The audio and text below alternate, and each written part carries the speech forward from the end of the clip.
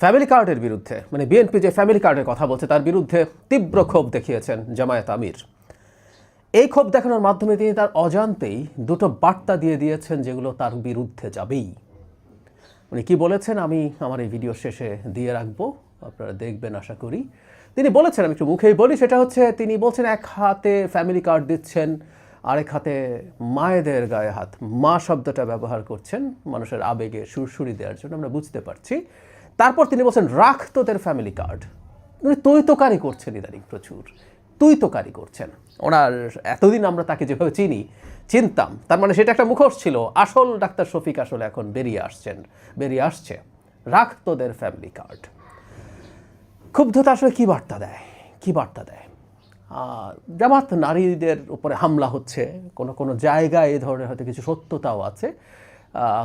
আমরা জানতে চাই জামাত কি মামলা করেছে, জামাত সরকারের বিরুদ্ধে কি বলছে। সরকারের তো এগুলোর বিরুদ্ধে ব্যবস্থা নেওয়ার কথা ছিল।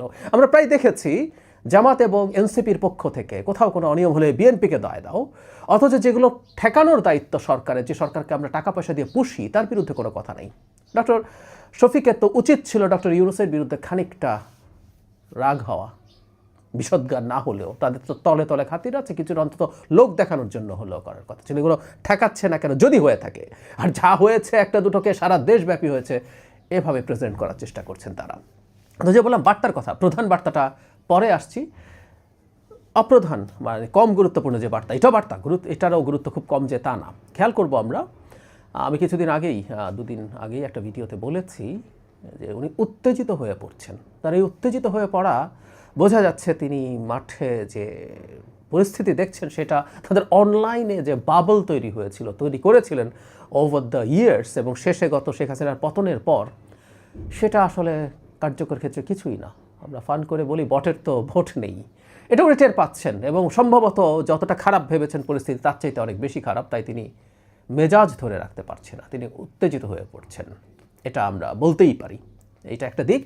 আরেকটা হচ্ছে বিএনপির ফ্যামিলি কার্ডই এই নির্বাচনে অতি গুরুত্বপূর্ণ রোল প্লে করতে যাচ্ছে। মানে এটা না থাকলেও বিএনপির সাথে তারা পাত্তা পেতেন না, কিন্তু আরও অনেকগুলো ইস্যুর সাথে এই ফ্যামিলি কার্ড, জনাব তারেক রহমান নির্বাচনের ইশতেহারের বহু আগে থেকে এই ফ্যামিলি কার্ডের আলাপ তুলেছেন, এই ফ্যামিলি কার্ডের আলাপ নিয়ে এসছেন, জনসভাগুলোতে বলছেন। জনগণ কানেক্টেড হচ্ছে। এই দেশের সবচেয়ে দরিদ্র জনগণ যদি মাসে 2 বা 2,500 টাকা ক্যাশ পায়, এটা তার জন্য একটা বিরাট লাইফ লাইন হতে পারে। এটা মানে শুধু একটা দলের নির্বাচনে জেতার ইস্যু না, আমি এটা আলাদা ভিডিও করে দেখিয়েছি। এটা ব্যক্তির জীবন সহজ তো করবে, দেশের অর্থনীতি পাল্টে দিতে পারে। কারণ এই ধরনের টাকা গরিব লোকের হাতে যদি যায়, এটা সাথে সাথে বাজারে চলে যাবে। যদিও এই কার্ড সবার জন্য দেয়া হবে, কিন্তু আমরা ধারণা করতেই পারি মধ্যবিত্ত থেকে উপরের দিকের শ্রেণীর যে মানুষরা আছে তারা এটা নেবেন না।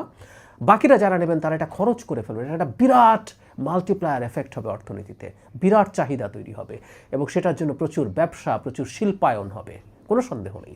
কিন্তু সাধারণ মানুষ যেটা বোঝে তার জীবনে কি হবে, এটা যে অসাধারণভাবে কানেক্ট করছে, এটা জামাতের আমির এই তথ্য পেয়েছেন। তাদের তো লোকজন আছে, তাদের লোকজন বাড়ি বাড়ি যাচ্ছেন, ক্যাম্পেইন করছেন। বলা হয় যে তাদের লোকজন আরও বেশি বাড়ি বাড়ি যাচ্ছেন, বিশেষ করে তাদের নারীদের কাছে যাচ্ছেন। সুতরাং সেই নারী যাকে তিনি জান্নাতের টিকিট দিতে চেয়েছেন বা এককালীন কিছু টাকা বিকাশে পাঠাবেন বলে বলছিলেন, যেটা একটা ঘুষের মতো ব্যাপারে, যার একটা বিনিময় আছে, সেই জায়গায় বিএনপি রাষ্ট্র ক্ষমতায় গিয়ে এটা কাউকে অনুদান না, এটা রাষ্ট্রের যিনি ডেপ্রাইভড, যিনি কম প্রিভিলেজড, তার অধিকার, সেটা বিএনপি দেবে বলে বলছে।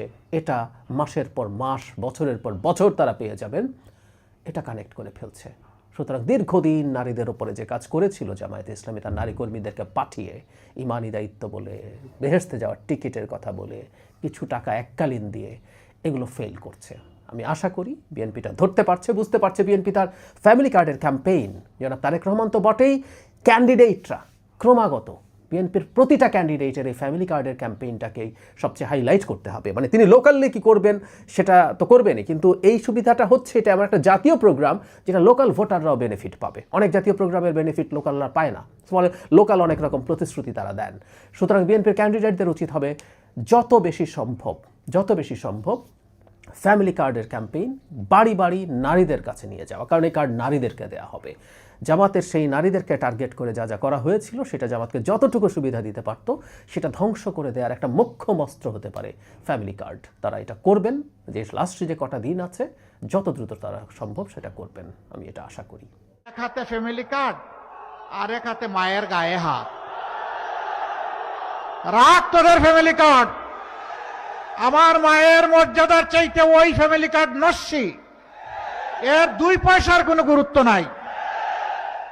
আগে আমার মায়ের মর্যাদা, তারপরে তোদের ফ্যামিলি কার্ড। আমরা